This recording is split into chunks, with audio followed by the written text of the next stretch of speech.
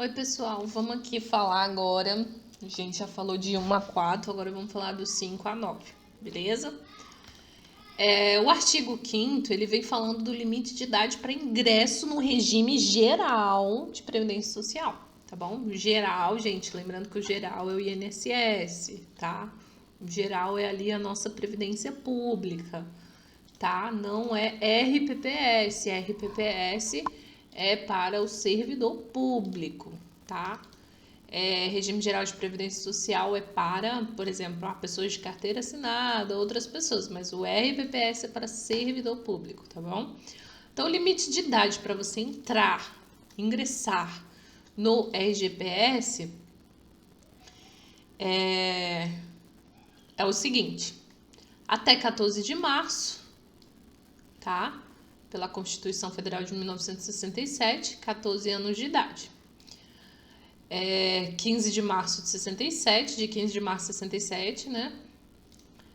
A 4 de outubro de 88, véspera da Constituição Federal de 88, você podia ingressar com 12 anos.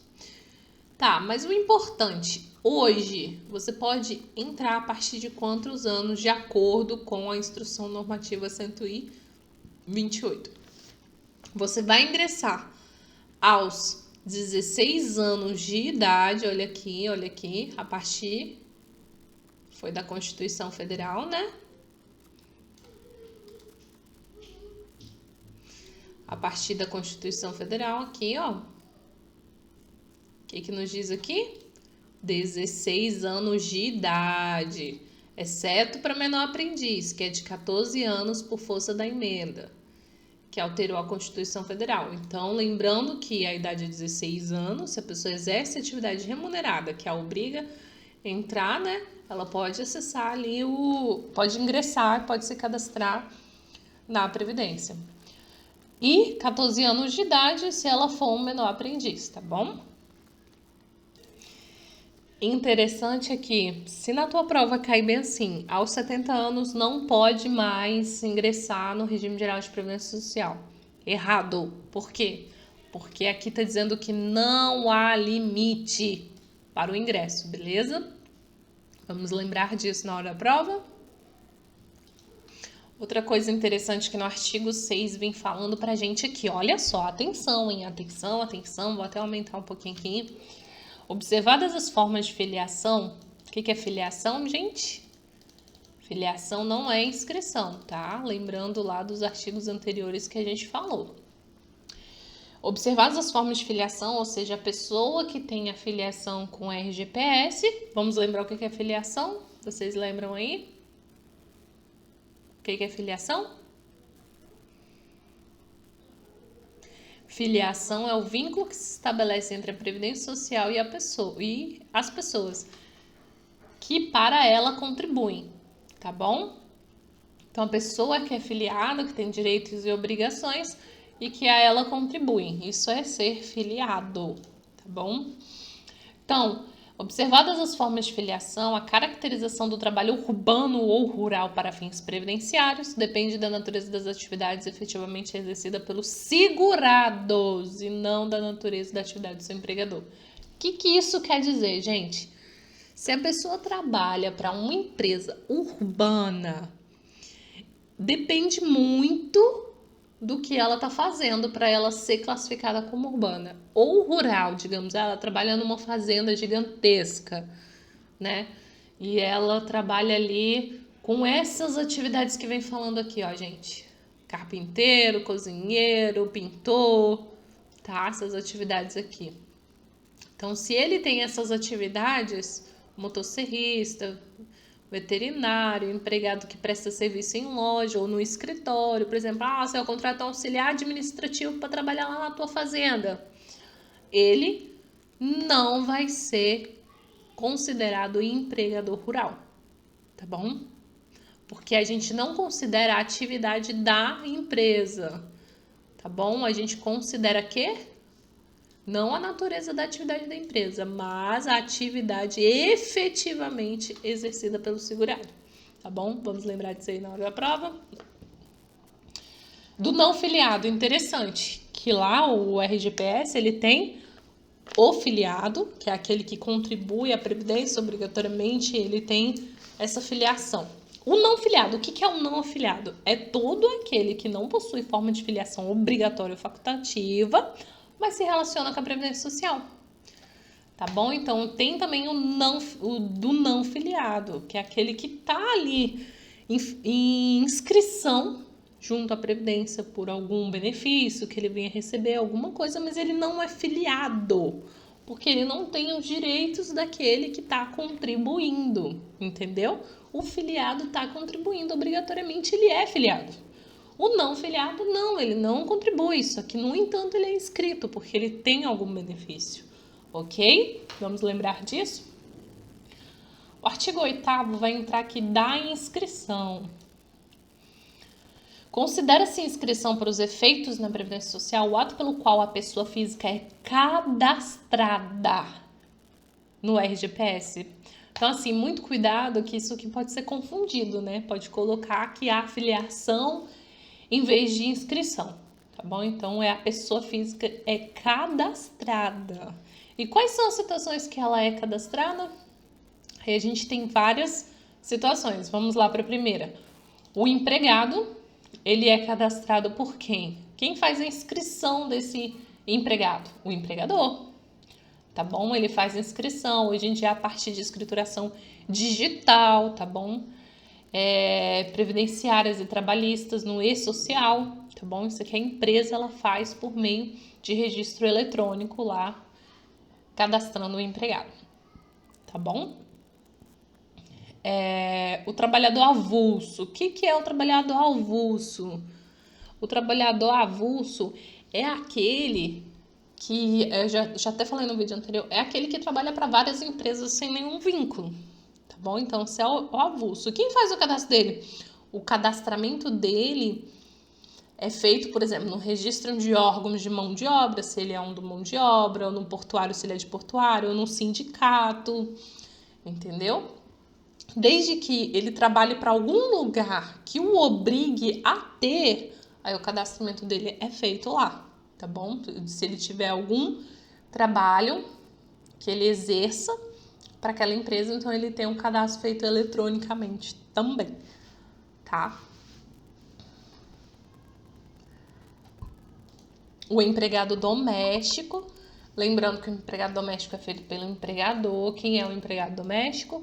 Aquele que trabalha na residência sem fins lucrativos, ou seja, ele só trabalha para limpar, ninguém pede ele para fazer nada que gere fins lucrativos por mais de 2 vezes na semana. Então, ele é o empregado doméstico e quem faz a inscrição dele é o empregador, tá bom?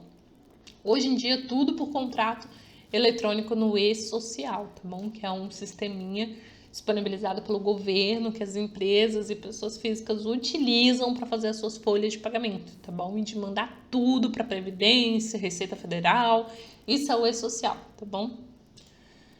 Contribuição individual. Contribuinte individual. Tô aqui com um monte de contribuição na cabeça, né? Contribuinte individual. Como que o contribuinte individual faz a sua inscrição?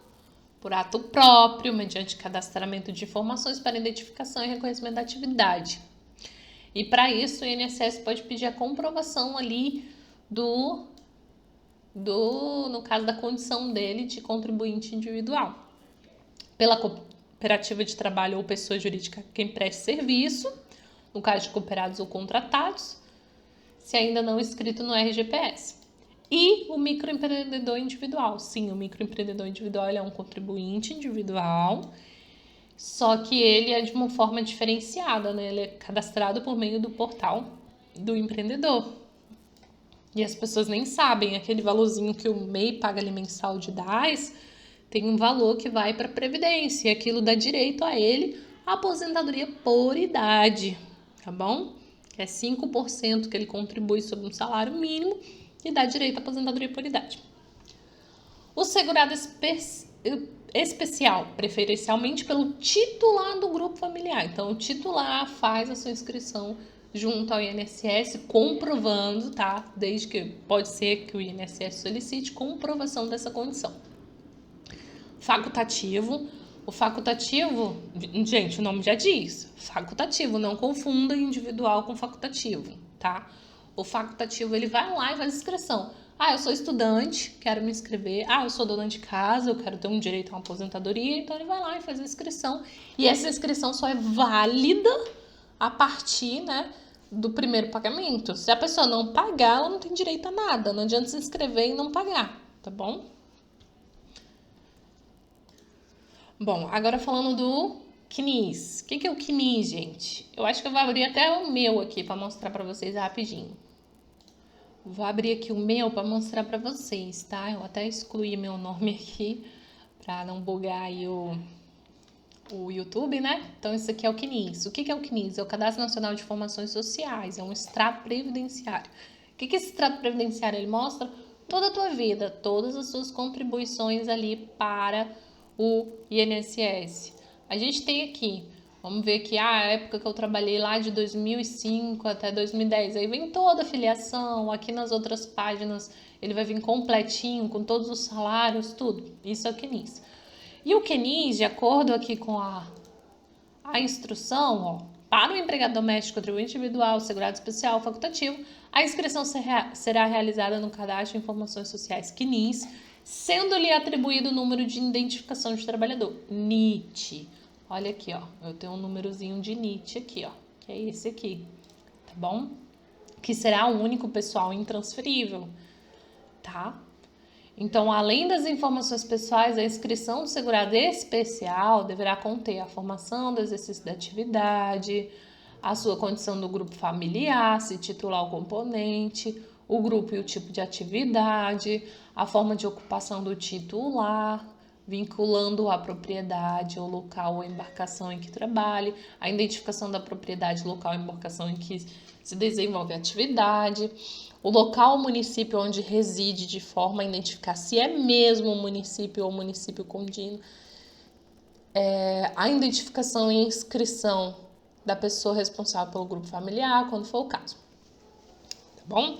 Então, o segurado especial integrante de grupo familiar que não seja proprietário do imóvel rural ou embarcação em que desenvolve sua atividade deve informar no ato de sua inscrição e na autodeclaração, conforme o caso, o nome e o número do seu CPF, tá? E o número no cadastro de pessoa física do parceiro, tá bom? O merendeiro, o outorgante, arrendador, aquele que tá cedendo para você o local de trabalho. O que isso quer dizer, gente? O segurado especial, que ele não é dono daquela propriedade que ele trabalha, ele faz que é segurado especial, lembra de rural, tá bom? Você vai lembrar disso aí quando você for fazer a sua prova. Então, se ele não é proprietário do imóvel, que ele desenvolve a atividade dele, na inscrição dele no regime geral de previdência social, ele precisa informar o CPF de quem é o dono daquele local. E não precisa ser um documento formal, gente. Ele só precisa fazer na autodeclaração. Na autodeclaração, ele vai informar isso. Não precisa. Se falar que precisa de um documento formal, não precisa, tá bom? Nos casos de impossibilidade de emissão de NIT para indígenas, por falta de apresentação de certidão de registro civil, o INSS deverá comunicar o fato à Fundação Nacional do Índio, FUNAI, que orientará e ajudará o indígena sem registro civil a obter documento. Beleza? Então, tem essa possibilidade aí que se o indígena ele não tem o NIT, não tem como obter o NIT por causa de falta de documentação, então o INSS deverá comunicar o fato à Fundação do Índio FUNAI, tá bom? A ausência de certidão de registro civil, ou seja, a ausência da documentação ali do índio como nascido, como qualquer certidão do registro dele como uma pessoa, não poderá ser suprida para fins de concessão de benefícios previdenciários e assistenciais pelos registros administrativos de nascimento e óbito escriturados pelos postos indígenas ou administrações executivas da FUNAI. Então, gente, não poderá ser suprida. A ausência da certidão não poderá ser suprida, tá bom? Lembrando disso, vamos lembrar desses dois pontos. A certidão não poderá ser suprida. O número de inscrição da pessoa física no CNIS poderá ser oriundo das seguintes fontes: número de identificação do trabalhador, NIT, ou seja, onde que eu vou achar o número de inscrição no meu CNIS, né? Como é que eu vou achar o meu número de inscrição? Você vai achar através do NIT, atribuído pelo INSS, você vai conseguir pelo PIS, tá? Que é administrado pela Caixa Econômica Federal. Você também pode conseguir pelo PASEP, que é administrado pelo Banco do Brasil. Um exemplo, funcionários do Banco do Brasil, eles são seletistas, eles são carteira de trabalho, então eles fazem parte do regime geral de previdência social. No entanto, o trabalhador de lá, ele não tem PIS, ele tem PASEP, entendeu? Então tá aí. O PASEP é administrado pelo Banco do Brasil e vários lugares tem PASEP ao invés de PIS. Então, como saber o número do KIS, se já é cadastrado no regime geral de previdência social? Pelo NIT, pelo PIS, pelo PASEP. E ainda, pelo NIS, pessoal. O NIS é o quê? O cadastro único, o famosinho cadastro único, que dá direito à pessoa a ter benefícios ali que são pagos, às vezes, pela Previdência Social. Tá? Não caberá atribuição de novo número de inscrição se o segurado já possuir NIT, PIS, PASEP, NIS. Vou contar como aconteceu comigo. Eu trabalhava numa empresa privada, passei para uma empresa privada que era PIS, ok? Administrado pela Caixa. Passei para outra empresa que era administrada pelo PASEP. O que aconteceu? Geraram um novo CNIS para mim? Não, foi o mesmo, eles só transformaram, tiraram da Caixa Econômica e levaram para o Banco do Brasil, tá bom? Depois que eu saí do meu emprego lá, eu voltei no caso, para o NIT, tá bom? Que hoje o meu é o NIT, porque eu não sou administrada nem pela Caixa e nem pelo Banco do Brasil. Mas se a pessoa não tem nenhuma informação sobre isso, o número do CPF é suficiente substituto para apresentação do NIT, PIS, PASEP, NIS, desde que a inscrição existente no CNIS contenha o número do CPF válido com base na Secretaria Especial da Receita Federal. Então, se você não tem nenhum desses números, vai se inscrever na Previdência Social. Basta você ter o seu CPF inscrito lá, tudo certinho, que eles vão te achar, tá? Então é isso, essas que são as partes importantes, né? Outra coisa que com certeza acredito que possa ser falada em prova, né? A questão do post-mortem. O que é isso, gente? A pessoa morreu e pode se inscrever na Previdência Social? Pode. Em que caso? Só do segurado especial, tá? Essa é uma condição que pode ocorrer depois que o cara faleceu, aí ele pode ser inscrito, sim, após a morte. Não será admitida a inscrição após a morte do segurado contribuinte individual e do segurado facultativo. Digamos que o empregado também, não só o segurado especial, né? Digamos que o empregado, ele é contribuinte obrigatório, veio falecer, tinha acabado de ser contratado na empresa, a empresa não chegou a pagar o primeiro salário, nem registrar a carteira dele, nem fazer a inscrição, tá? Então, ele faz a inscrição mesmo depois que a pessoa faleceu, tá bom?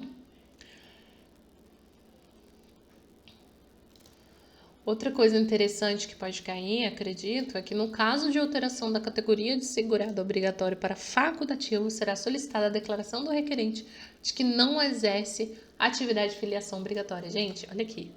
Declaração, tá? Poderá ser para facultativo. Ele está mudando aqui de categoria, né? De obrigatório para facultativo. Então, pode mudar aí a declaração dele, tá? Pode só mandar a declaração. E para a gente finalizar aqui, o artigo, já finalizamos, né? O artigo 9. O cadastro dos segurados especiais no CNIS será mantido e atualizado de acordo com os termos definidos no artigo 19D do Decreto 3048, de 6 de maio de 99. O INSS utilizará as informações constantes do cadastro, de que trata o CAPT, ou seja, do cadastro que já tem lá no CNIS, para fins de comprovação de exercício da atividade e da condição de segurado especial. As informações obtidas e acolhidas pelo INSS diretamente de banco de dados disponibilizados por órgãos e entidades públicas serão utilizadas para validar ou invalidar informação para o cadastramento do segurado especial, bem como, quando for o caso, para deixar de reconhecer essa condição. Então, hoje é tudo muito automático, né? O INSS ele consegue buscar diretamente nos bancos de dados aí dos órgãos e das entidades se aquela pessoa realmente não tem nenhum salário, nenhuma renda, se realmente ele é segurado especial, tá bom?